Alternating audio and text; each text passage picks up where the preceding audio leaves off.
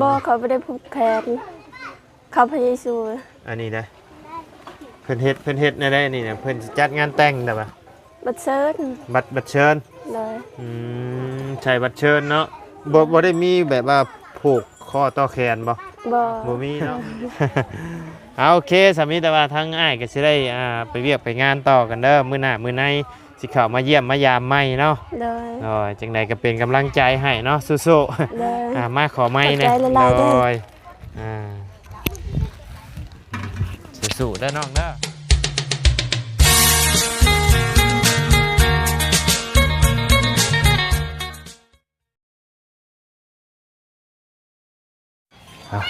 ไปพี่น้องเลยโทษมีงานอย่างเด้อยู่บ้านน้องหัวเมื่อนี้เนาะพี่น้องคือโต๊ะเต้นเต็มลายแท้นี่เนาะเอาคนอื่นก็กราบทักทายสบายดีเด้อเนาะพ่อแม่พี่น้อง FC เบิร์ดสุขุสู่คนเนาะบ่ว่าสู่ในและต่างประเทศก็ยินดีต้อนรับเข้าสู่ช่องมาไลคือเก่าพี่น้องเลยเถอะเพื่อนไผเด้นี่เนาะเอาอันนี้บอกอันเราบอกว่าให้มาหาร้านอาจารย์เพื่อนสบายดีเด้อสบายดีเนาะสบายดีพี่น้องสบายดีFCเนาะพอดีว่ามื้อนี้กับเบาไล่เนาะเพราะว่าเคยบอกเราไว้อยู่มาก่อนอันบ่ฮู้ว่าเราซื้อยังค่อยลืมซื้อ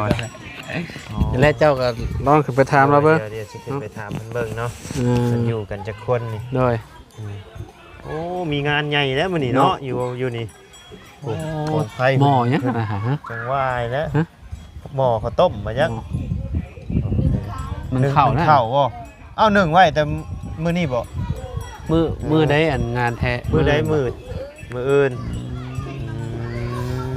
คือสิยิ่งใหญ่ขนาดเนาะแปลว่า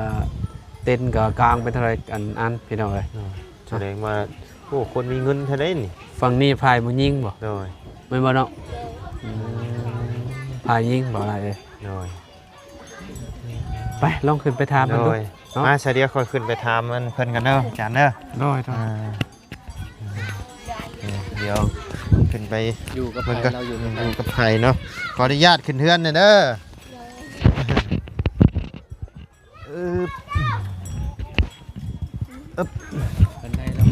เนาะสบายดีเด้อเลยอยู่กันจะคนเฮือนนี่3 คนกับไผ่น่ะกับผัวกับลูกเจ้าคนบ้านนี่บ่ยันเป็นคนบ้านห้วยหอกติดไม้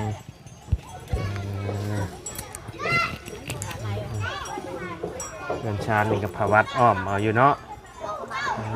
เฮ็ดได้จักปีแล้วเฮือนดังนี่หมดปีได้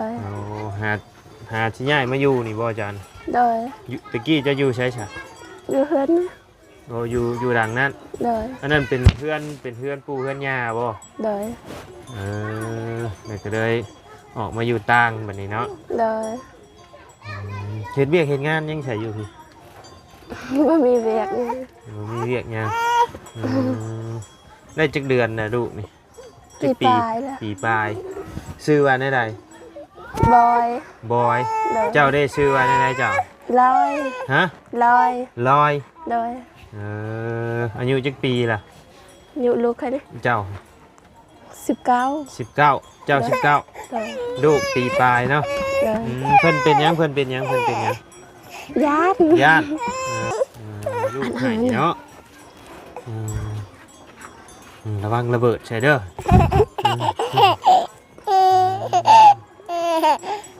เอ็งกลับอันนี้จ้ะระวังระเบิดเด้อทั้งพัวไปใช้ซะไปเลี้ยงงัวเขาไปเลี้ยงงัวเลยบ่เฮ็ดกันนะเดี๋ยวมันสิตาย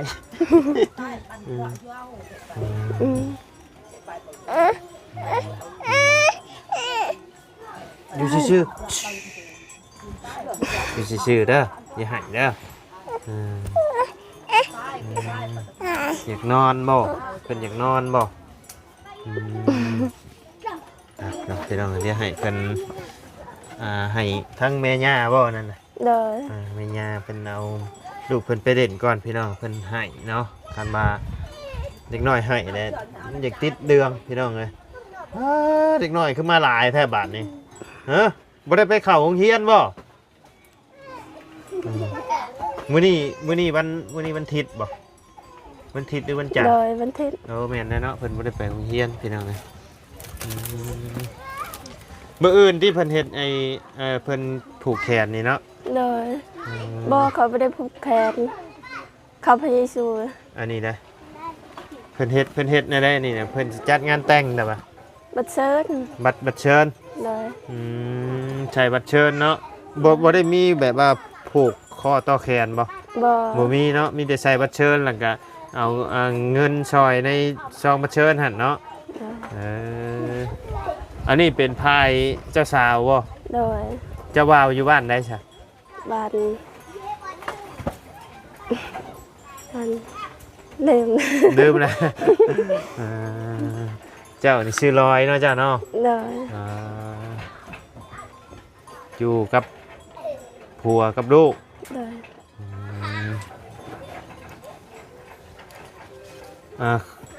ข้าวน้ำกินอยู่ในได้ชักข้าวน้ เขาให้ ำข้าวให้พ่อแต่พ่ออยู่พ่อกินอยู่บ่บ่พอเพื่อนเราก็เอาไอ้นี่อ้อมเอาเนาะพี่น้องเลยพาผาวัดประมาณเดือน2-3 เดือนนี่ก็มุนไปแล้วนี่เนาะผาวัดนี่จุอยู่เทิงบ่ยามมันใหม่บ่นี่บ่ยามมันปิวให้นี่บ่จุอยู่ดุมบ่ได้บ่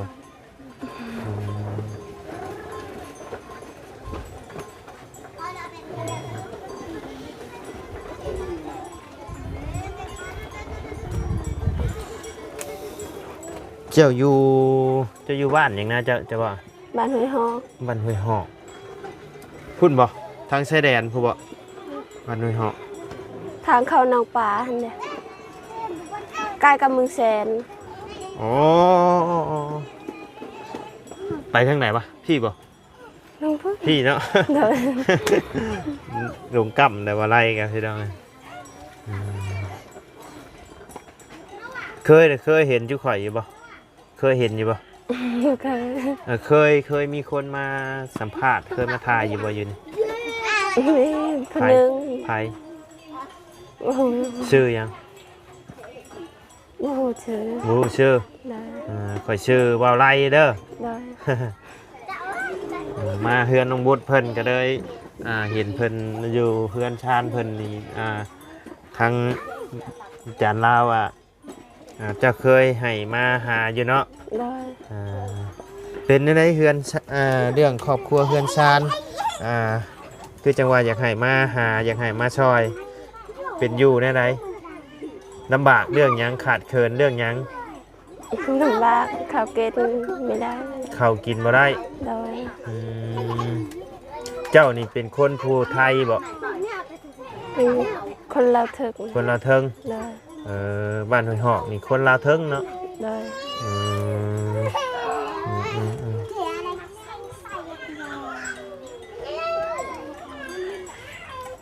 เขาน้ำก็ต้องซื้อกินบ่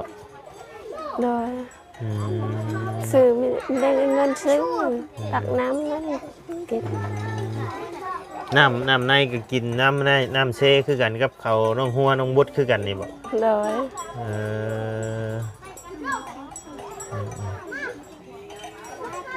กินน้ำเซคือกันเนาะ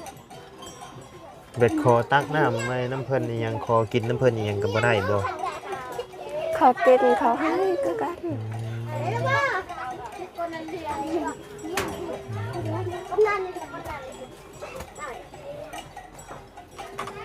พอดีว่าสิเข้ามาหาทางน้องบุตรเพิ่นพี่น้องเอ้ยก็เลย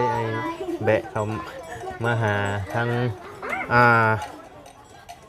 ชื่อลอยบ่จ้ะนะ ได้ ชื่อลอยเนาะสาวลอยพี่น้องเอ้ยมาอยู่พี่ได้จักปีแล้วอยู่วัน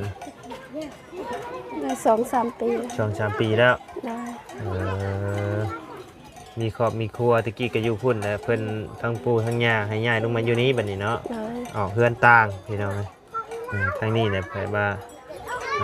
มีครอบมีครัวแล้วเพิ่นให้ออกมาปลูกเฮือนต่างเนาะ โดย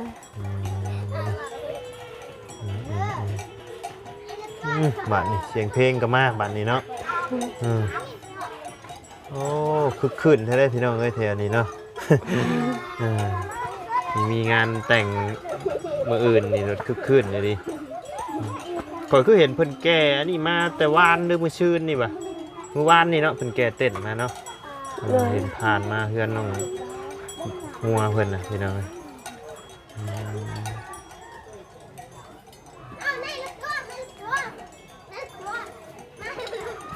เฮ็ดเวียกเฮ็ดงานยังใช้อยู่บ้านอยู่เมืองเฮานี่ไปหาเงินแน่ใดหาเงินหาคำ บ่มี บ่ได้เฮ็ดเวียกหยัง บ่มีเวียกเฮ็ด บ่มีเวียกเฮ็ด โดย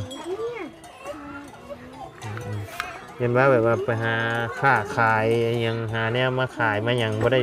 ปลูกผักบ่ได้หยังบ่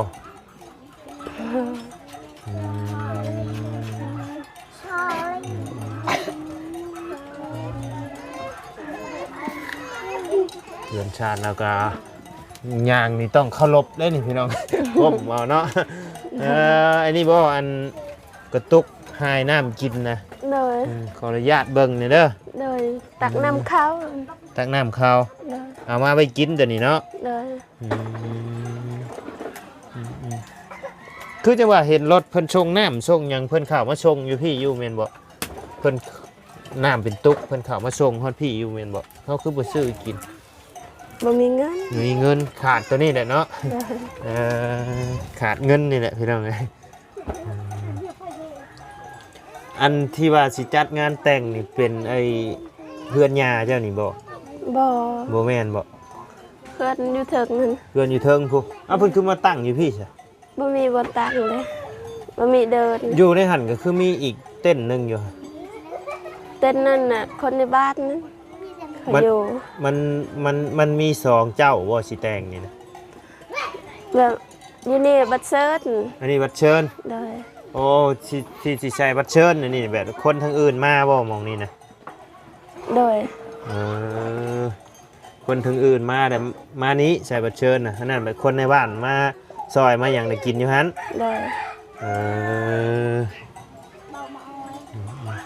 ก็เดี๋ยวว่ารวมกันเลยบ่แม่นเนาะ บ่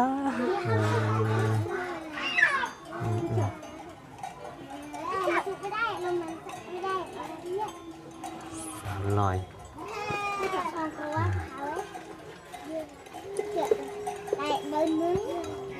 สมมติว่ามีทั้งผู้รักผู้ใหญ่เพิ่นอยากสดอยากซอยน้องต้องการเนี่ย อยากได้เฮือน อยากได้เฮือน โดย อยากได้หม่องพักหม่องเช่าหม่องอยู่อาศัยเนาะ โดย เฮือนหลังนี่มันเป็นอะไรเฮือนหลังนี่ฮะ นึก คือเห็ดนี่แหละดินี่แหละพี่น้องเลยไผจะเห็ดให้นี่นะ คนชอย เป็นชอย โดย อันนี้กับแบบอันผู้ที่มาถ่ายเห็นบ่ชอยนี่นะ บ่พอแล้วพอพระเจ้า อ๋อพ่อปู โดย พ่อปูกับแม่ย่า โดย อ๋อเพิ่นเฮ็ดเฮือนให้อยู่ โดย ก็ถือว่าเพิ่นก็โอเคเนาะเพิ่นก็ยังสดซอยพี่น้องเอ้ยแต่ก็ซอยซ้ำเท่าที่เพิ่นซอยได้หั่นละพี่น้องเอ้ยเป็นคันเฮือนแล้วนี่ก็ถือว่าสังกะสีก็ยังโอเคอยู่เนาะพี่น้องเอ้ยคันได้ผาไม้กระจาดมาแอมแทนอันพวัดนี่ก็คือสิดีแน่หน่อยนึงเนาะ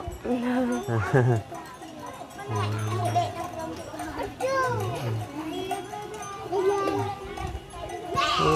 เสียงเพลงได้แท้เนาะบาดนี้ ส่องข่อยสิบ่ปิวบ่ล่ะบัดนี้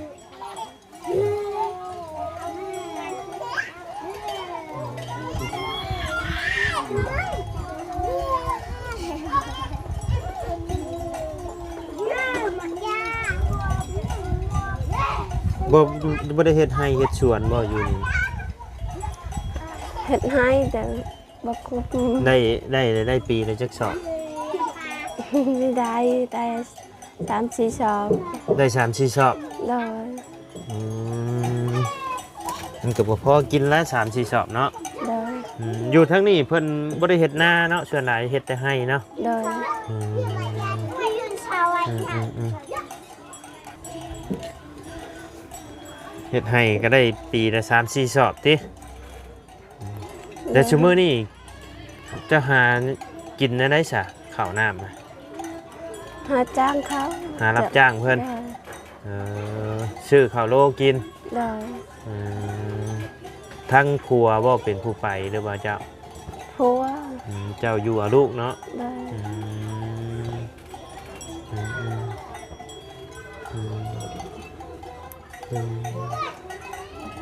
โอ้ยเสียงเพลงเขาฮอดมาจักนี่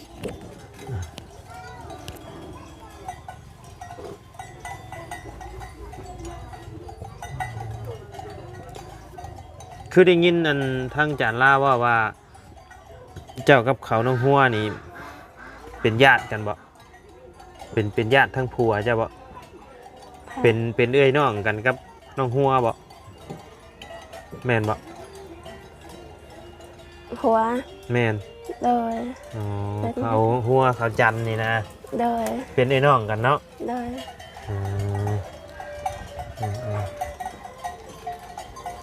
เป็นญาติทั้งผัวเนาะ โดย พี่น้องทั้งผัวพี่น้องเลย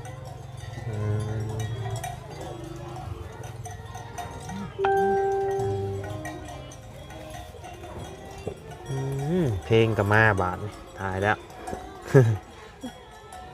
เพลงไทยใช่ไหมพี่น้องเลยว้าวเสียงดังๆเอาในเด้อ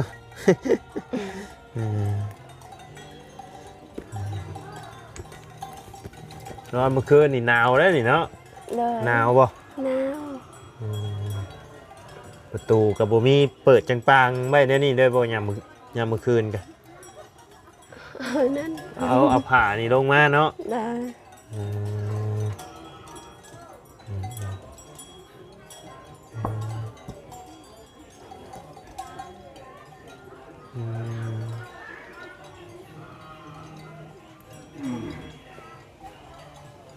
กินข้าวเที่ยงก็ยังใช่มื้อนี่กินแล้วบ่ กินแล้ว กินก็ยัง กินแล้ว กินกับยัง กินอยู่เพื่อน อ๋อกินหม้องเงินไปช่วยเพิ่นน่ะบ่ โดย เพิ่นนึ่งข้าวไว้แต่มื้อนี้เลยบ่ข้าว โดย โอ้เนาะหนึ่งไว้แต่เว้นนี่ดินี่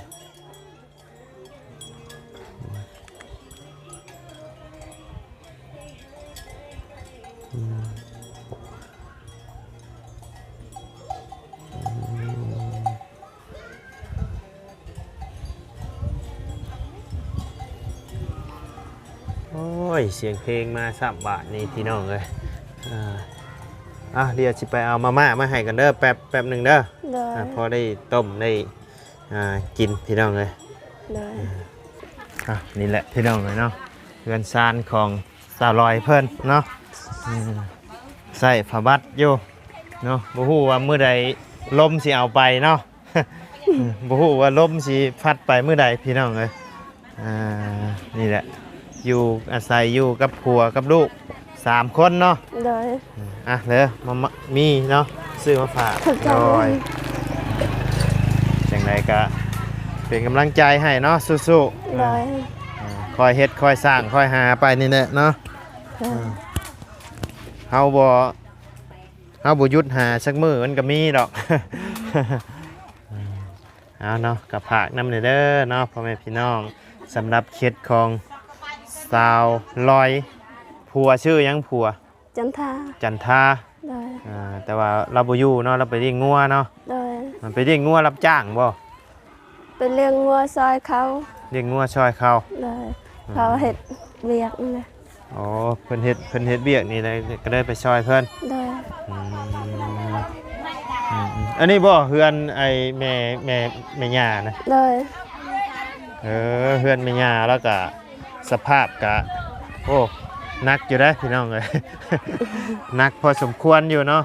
เฮือนพ่อปู่แม่ย่าก็บ่ได้แตกต่างกันเนาะพี่น้องเอ้ย เพื่อนพ่อปู่ก็ไปพ่อเพื่อนพ่อปู่เนาะ เอาโอเคสามีแต่ว่าทั้งอ้ายก็สิได้ไปเวียกไปงานต่อกันเด้อมื้อหน้ามื้อในสิเข้ามาเยี่ยมมายามใหม่เนาะ โดย โดยจังใดก็เป็นกำลังใจให้เนาะสู้ โดย ๆ มาขอไม้นะ ขอบใจหลายๆเด้อ โดยสู้ๆเด้อน้องเด้อโอเคสะเนาะพ่อแม่พี่น้องสำหรับคลิปทางบ่ไลก็สิได้ขอจบคลิปปิดคลิปลงไปเพียงสำนี้ก่อนเด้อพี่น้องเด้อเดือบเนาะพี่น้องขอบบุญขอบคุณพ่อแม่พี่น้องและ FC เบิร์ดสุขุสุคนเนาะที่เข้ามาติดตามนะครับส้มทั้งสองบ่ไลเนาะถ้าบ่ได้เบ้าอีหยังบ่ถึงบ่ต้องบ่จบบ่งามก็ต้องขอโทษขออภัยนำพ่อแม่พี่น้องและ FC เบิร์ดสุขุสุคนเนาะก็ฝากพ่อแม่พี่น้องผู้ที่มีจิตใจศรัทธาเนาะอยากสนอยากซอยทั้งน้องลอยเพื่อนเนาะพี่น้องก็เป็นอีกเคสหนึงเนาะพี่น้องเลยก็ถือว่าลำบากพอสมควรเนาะพี่น้องเลยอันกลางเต้นนี่โมเมนเพื่อนอะไรพี่น้องเลยเป็นเพื่อนอีกผู้หลังตัวเทิงผู้มันเวียนเดินอยู่นี่เพื่อนก็ได้มาตั้งอยู่นี่พี่น้องเลยก็เป็นอีกเคสหนึงเนาะที่ลำบากเนาะพี่น้องเลยป้าซะพี่น้องเลยพบเจอกันในคลิปหน้าเด้อเนาะสำหรับคลิปนี้ไปแล้วพี่น้องสบายดี